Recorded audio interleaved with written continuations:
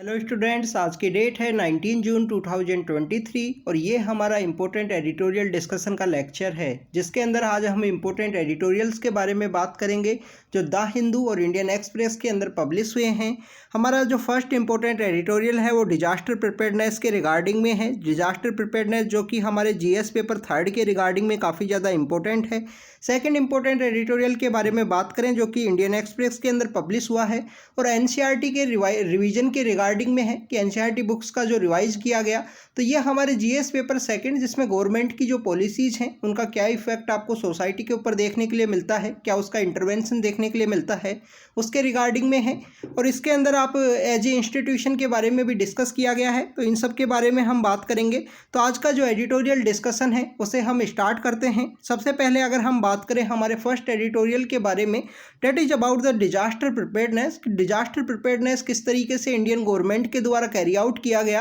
Recently Biparjoy cyclone के समय में, और क्या उसके पॉजिटिव इम्पैक्ट्स हमको देखने के लिए मिले हैं। कि आईएमडी के द्वारा जिस तरीके से प्रेडिक्ट किया गया था कि डिजास्टर कौन से वाले दिन है यहाँ पे हिट करेगा साइक्लोन,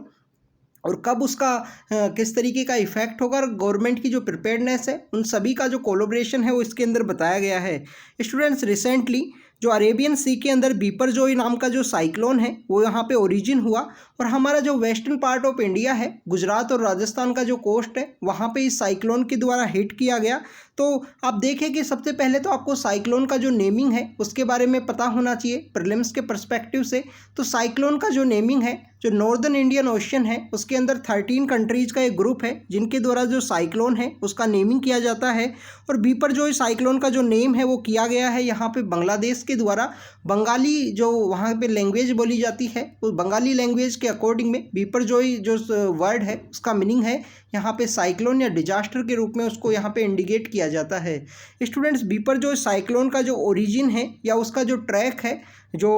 उसके बारे में हमारे जो आईएमडी नाम का जो इंस्टीट्यूशन है, इंडियन मेट्रोलॉजिकल डिपार्टमेंट, उनके द्वारा 8 जून या 11 जून का जो समय है उस समय में इसका जो ट्रेजेक्ट्री है उसके बारे में बताया गया था कि इंडिया का जो वेस्टर्न पार्ट है, स्पेशल गुजरात का जो कच्छ का जो रीजन है उसे ये हिट कर सकता है। तो इसकी वजह से हमारी जो गवर्नमेंट की जो डिफरेंट इंस्टीट्यूशंस हैं, डिफरेंट एजेंसीज़ हैं, उनके द्वारा डिजास्टर के रिगार्डिंग में जो प्रिपेयर्डनेस है वो यहाँ पे की गई। आप देखें कि डिजास्टर प्रिपेयर्डनेस के रिगार्डिंग में आपको डिजास्टर मैनेजमेंट एक्ट है वो भी आपको देखने के लिए मिलता है 2005 का, जिसके थ्रू यहाँ पे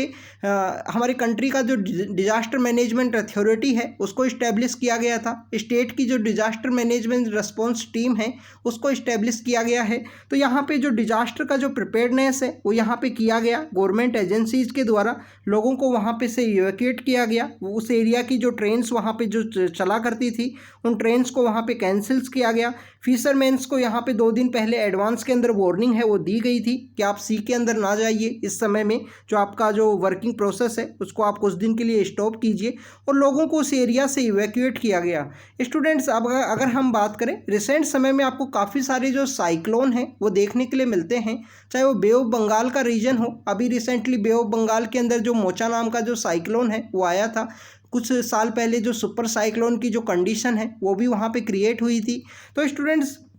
आप देखिए कि पिछले कुछ सालों के अंदर काफ़ी सारे जो साइक्लोन्स हैं वो आपको देखने के लिए मिलते हैं। बट अगर हम बात करें इन साइक्लोन्स का जो एक्सपेक्टेड जो इम्पैक्ट है या इस साइक्लोन्स की वजह से जो डिजास्टर क्रिएट हो उसको यहाँ पे समय समय पे रिड्यूस किया गया है, क्योंकि एक तो समय टाइम के साथ में यहाँ पे जो वार्निंग है वो इशू की जाती है आईएमडी के द्वारा कि कौन से समय पे जो साइक्लोन है वो हिट करेगा। तो गवर्नमेंट के लिए जो प्रिपेयर्डनेस का जो समय है, जो प्रिपरेशन का जो समय है वो यहाँ पे मिल जाता है। तो गवर्नमेंट के द्वारा लोगों को इवैक्यूएट किया जाता है, उस एरिया के अंदर जो इंफ्रास्ट्रक्चर है उसको बचा लिया जाता है जिसको अगर इवैक्यूएट किया जा सके, या वहाँ पे जो ट्रेन्स है वो कैंसिल कर दी गई हैं जिस तरीके से बिपरजॉय के समय में। ऐसे ही हमारे 98 के समय में गुजरात का जो कोस्ट है उसको एक साइक्लोन के द्वारा हिट किया गया था, और उस समय में 3000 के आसपास जो लोगों की जो डेथ है वो हो चुकी थी। रिपोर्ट की गई थी 3000 के आसपास लोगों की डेथ। बट अगर आप इसके रिगार्डिंग में विकिपीडिया के पेज के ऊपर जाके इसको रीड करोगे तो आपको 10,000 के आसपास जो लोग हैं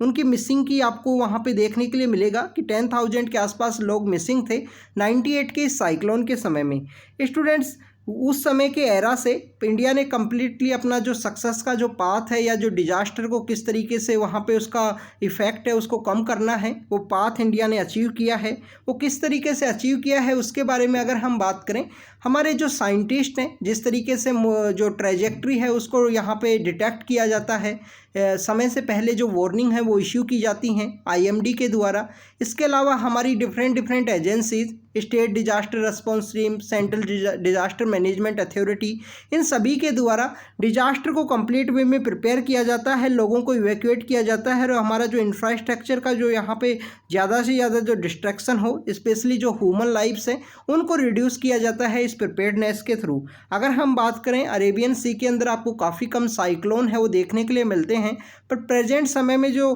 क्लाइमेटिक कंडीशंस हैं जो यहाँ पे चेंज हुई हैं, जो ग्लोबल वार्मिंग की जो कंडीशंस डेवलप हुई हैं उसकी वजह से आपको काफ़ी सारे जो सीवियर साइक्लोन्स हैं वो आपको देखने के लिए मिलेंगे। रूरल एरिया और जो कोस्टल इनहेबिटेंट्स हैं उनके अंदर में इस तरीके का जो नेटवर्क है उसको स्ट्रेंथन करने की ज़रूरत है। अभी भी जो कुछ ह्यूमन लॉस हैं, जो कुछ यहाँ पे प्रॉपर्टी का जो डैमेज होता है उसको यहाँ पे रिड्यूस किया जाए। कोस्टल एरियाज़ के अंदर जो मैंग्रोव्स हैं उनको यहाँ पे डेवलप किया जाए कि मैंग्रोव्स यहाँ पे एज एक वेटलैंड के रूप में जो डिजास्टर है उसको रोक सके, इनका जो इम्पैक्ट है, सी का जो इम्पैक्ट लैंड के ऊपर हो उसको यहाँ पे लिटिल बिट स्लो डाउन कर सकें। तो इस तरीके के डेवलपमेंट जो हमारा रेजिलियंस इंफ्रास्ट्रक्चर है उसको डेवलप करने की ज़रूरत है। लोगों को यहाँ पे बेटर वे में एजुकेट करने की ज़रूरत है कि इस समय में किस तरीके से अपना जो नेटवर्क है उसको डेवलप करना है और एरिया को इवैक्यूएट करना है साइक्लोन की सिचुएशन में, अर्थक्वेक की सिचुएशन में। जो डिफरेंट यहाँ पे क्लाइमेटिक एक्टिविटीज़ हैं या जो हमारे यहाँ पे डिजास्टर की जो एक्टिविटीज़ हैं उनसे अपने आप को किस तरीके से सिक्योर करना है उसके बारे में यहाँ पे बताया गया है। तो IMD का ये one of the success story है, इसको आप कहीं ना कहीं एग्जाम्पल के अंदर कोट कर सकते हो अपने आंसर के अंदर या ऐसे के अंदर कि IMD के इस तरीके से जो प्रेडिक्ट करने की वजह से, अर्ली वार्निंग इश्यू करने की वजह से किस तरीके से हमारी जो ह्यूमन लाइफ का जो लॉस्ट होता था अर्लियर समय में, आज से 20 या 30 साल पहले, उसको किस तरीके से रिड्यूस किया गया है गवर्नमेंट के द्वारा। नेक्स्ट यहाँ पे इम्पोर्टेंट आर्टिकल के बारे में बात करें, वो NCERT के रिवीजन के रिगार्डिंग में हैं। जो राइटर हैं वो UGC के चेयरमैन हुआ करते हैं, तो उनके द्वारा लिखा गया है कि NCERT के द्वारा जो ये रिवीजन किया गया है, जो स्टैंडर्ड जो साइंस की जो बुक्स हैं उनके अंदर कुछ चैप्टर्स को रिमूव किया गया है, उसके बिहाइंड का रीजन क्या है उसके बारे में इन्होंने डिस्कस किया है। तो स्टूडेंट्स आप देखिए कि अभी रिसेंटली एक कंट्रोवर्सी है, काफ़ी हर एक दिन आपको एडिटोरियल हैं वो देखने के लिए मिलते हैं कि जो हमारी NCERT की जो किताबें हैं 1961 के समय में जो 8 डिफरेंट इंस्टीट्यूशंस हैं जो एजुकेशन सेक्टर के रिगार्डिंग है, उन सब का कोलैबोरेशन करते हुए एज ए सोसाइटी एक्ट के रूप में NCERT को इस्टेब्लिश किया गया था। NCERT का जो इस्टेब्लिशमेंट है आपको सोसाइटी एक्ट के थ्रू देखने के लिए मिलता है। कम्प्लीटली ऑटोनोमस ऑर्गेनाइजेशन है, गवर्नमेंट के द्वारा इसको फंडिंग किया जाता है और इनके जो हेड्स हैं उनको अपॉइंट किया जाता है। NCERT के जो बॉडी के जो हेड हैं उनको। स्टूडेंट्स NCERT के बारे में बात करें, अभी रिसेंटली पेंडेमिक की वजह से हमारे यहाँ पे जो चिल्ड्रंस की जो एजुकेशन है उसका जो इफ़ेक्ट है वो आपको देखने के लिए मिलता है, क्योंकि क्लासरूम एजुकेशन है उसको क्लोज कर दिया गया था क्योंकि पीपल्स का एक दूसरे से कांटेक्ट ना हो कोविड-19 के समय में। और यहाँ पे जो ऑनलाइन एजुकेशन का जो मॉडल है उसे अडॉप्ट किया गया, जो जिसकी वजह से आप देखिए कि उसका क्या इफ़ेक्ट आपको देखने के लिए मिला कि चिल्ड्रंस का जो यहाँ पे लर्निंग आउटकम है वो यहाँ पे डिप्राइव हुआ है। जो क्वालिटी एजुकेशन है, जो नेचुरल इन्वायरमेंट हुआ करता था स्कूल के समय में, अपने जो फ्रेंड्स के थ्रू वो जो सीखा करते थे, तो ये सब यहाँ पे आपको रिड्यूस होता हुआ दिखाई देता है और स्ट्रेस लेवल जो चिल्ड्रंस के अंदर यहाँ पे इंक्रीज हुआ है। आप देखिए कि काफ़ी सारे जो इफ़ेक्ट हैं वो आपको डिजिटल एजुकेशन के आपको देखने के लिए मिलते हैं और क्लासरूम एजुकेशन की जो टीचिंग है, क्लासरूम एजुकेशन का जो लर्निंग है उसको कभी भी एक डिजिटल वे में रिप्लेस नहीं किया जा सकता। डिजिटल लर्निंग कैन बी एक सॉल्यूशन हो सकता है कि अगर आप रिमोट एरिया के अंदर हो, बट अगर हम बात करें कि क्लासरूम जो चिल्ड्रंस के अपब्रिंगिंग के लिए, ओवरऑल डेवलपमेंट के लिए काफ़ी ज़्यादा इंपॉर्टेंट है स्कूल एजुकेशन के समय में, तो उसको एक डिजिटल लर्निंग के रूप में रिप्लेस नहीं किया जा सकता। उसके इफ़ेक्ट्स आपको डिफरेंट टाइप के देखने के लिए मिलते मिलते हैं। यहाँ पे एक सक्सेस स्टोरी ये भी है कि इंडिया के द्वारा पेंडेमिक के समय में किस तरीके से जो ऑफलाइन जो एजुकेशन थी उसको कम्प्लीटली ऑनलाइन यहाँ पे ट्रांसफॉर्म किया गया। उसके बिहाइंड का रीज़न ये था स्टूडेंट्स, यहाँ पे जो मोबाइल का जो पेनिट्रेशन है लोगों के पास होना, हर एक घर के अंदर 3 से 4 मोबाइल सेट्स होना, या मिनिमम अगर हम बात करें 1 मोबाइल की वहाँ पे जो प्रेजेंस है वो होना, ये एक सबसे बड़ा यहाँ पे जो मोबाइल इंटरनेट है उसके द्वारा ये वन ऑफ द रिमार्केबल जो प्रोग्रेस है वो अचीव की गई, जिसके थ्रू यहाँ पे डिजिटल एजुकेशन है वो प्रोवाइड की गई कोविड-19 के समय में। स्टूडेंट्स यहाँ पे जो राइटर हैं उनके द्वारा बात किया गया है कि कंटिन्यूस जो लर्निंग आउटकम है, जो टीचिंग का जो प्रोसेस है वो यहाँ पे इफ़ेक्ट हुआ था कोविड-19 के जो लॉकडाउन के समय में, और यहाँ पे ऑनलाइन टीचिंग वो अडॉप्ट की गई, जिसकी वजह से आपको यहाँ पे जो डिफरेंट टाइप का जो क्वालिटी एजुकेशन है उसके अंदर आपको इफ़ेक्ट देखने के लिए मिलता है। एनसीईआरटी के द्वारा ही उस समय में जो साइंस का जो एनसीईआरटी है उससे कुछ चैप्टर्स को रिमूव किया गया था, कुछ पोर्शंस को, और वो आपको यहाँ पे कोविड-19 के बाद में भी देखने के लिए मिलते हैं। तो रिसेंटली कंट्रोवर्सी किस चीज़ के रिगार्डिंग में है अगर हम बात करें तो एक तो जो बेसिक जो साइंस के लिए जो पीरियोडिक टेबल काफ़ी ज़्यादा इंपॉर्टेंट है, और सेकंड यहाँ पे जो इवोल्यूशन का जो चैप्टर्स है, इन 2 चैप्टर्स को यहाँ पे एनसीईआरटी के द्वारा जो रिवाइज जो बुक्स हैं उनके अंदर उसको रिमूव किया गया है। तो राइटर के द्वारा यहाँ पे बताया गया है कि उसको रिमूव करने का जो बिहाइंड का जो मेन रीज़न है कि क्यों इनको हटाया गया, तो उसके बिहाइंड बताया गया है कि यहाँ पे जो स्टूडेंट्स हैं उनका जो लर्निंग एक्सपीरियंस है वो यहाँ पे इफ़ेक्ट हुआ था, और लर्निंग एक्सपीरियंस यहाँ पे इफ़ेक्ट होने की वजह से जो बच्चे उस समय में 7th क्लास के अंदर थे जो प्रेजेंटली 10th क्लास के अंदर हैं, तो इस वजह से एनसीईआरटी के द्वारा जो रिवीजन वाली जो बुक्स हैं उनके अंदर में जो यहाँ पे रिवाइज करके जो बुक्स आई हैं उनके अंदर में इन चैप्टर्स को रिमूव किया गया है कि बच्चों का ऑलरेडी जो क्वालिटी एजुकेशन है वो वहाँ पे रिड्यूस हुआ था। रिड्यूस होने की वजह से उनको इस तरीके के जो यहाँ पे हायर जो टीचिंग के जो लेसन्स हैं वो इनको नहीं पढ़ाए जा सकते, इस वजह से यहाँ पे रिड्यूस किया गया। यहाँ पे इनके द्वारा राइटर के द्वारा बात की गई है कि diminishing learning outcome one of the main reason है। इसके बिहाइंड में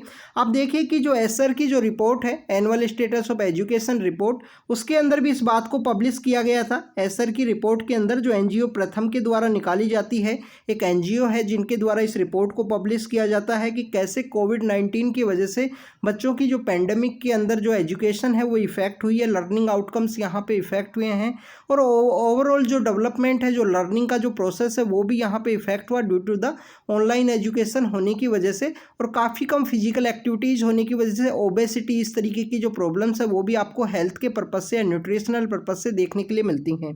एनसीईआरटी के बारे में बात करें तो एक एक्सपर्ट बॉडी है जिसका मेन मोटिव यही है कि जो हमारी बुक्स हैं जो टीचिंग के रिगार्डिंग में स्कूल एजुकेशन के लिए इम्पोर्टेंट हैं, तो उन बुक्स को समय समय पर रिवाइज किया जाए, जिससे कि यहाँ पे जो ग्लोबल वे में जिस तरीके से साइंस को पढ़ाया जाता है उससे हम यहाँ पे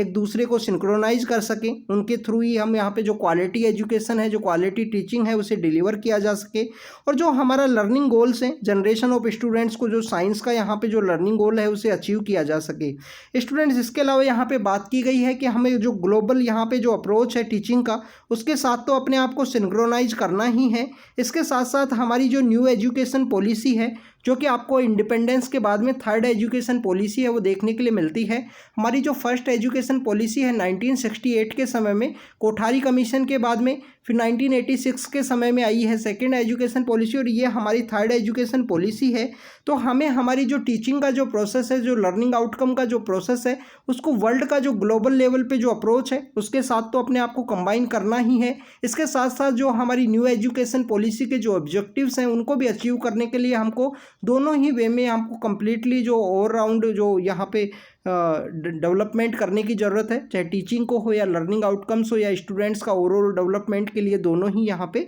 इम्पोर्टेंट हैं। तो ये कुछ इंपॉर्टेंट पॉइंट्स हैं जिनके बारे में यहाँ पे डिस्कस किया गया कि एनसीईआरटी का जो रिवीजन है उसको रिविजिट करने की ज़रूरत है। अब जब ये जो पेंडेमिक के समय वाले जो बच्चे हैं अपनी जब एनसीईआरटीज़ को यहाँ पे जब पढ़ने के बाद में 11th या 12th क्लास के अंदर जब चले जाएंगे तो उस समय में इनको रिवाइज करने की ज़रूरत है कि जो आने वाली जो आफ्टर द पेंडेमिक के बाद की जो जनरेशन्स है उनको यहाँ पे जो स्टैंडर्ड साइंस का जो डेफिनेशंस हैं, साइंस के जो इंपॉर्टेंट कॉन्सेप्ट्स हैं उनको यहाँ पे पढ़ाया जाए, जिससे कि उनको ओवरऑल डेवलपमेंट में या साइंटिफिक टेम्पर के डेवलपमेंट में हेल्प मिले। तो स्टूडेंट्स ये आज का हमारा एडिटोरियल डिस्कशन था। Thank you students, thank you very much.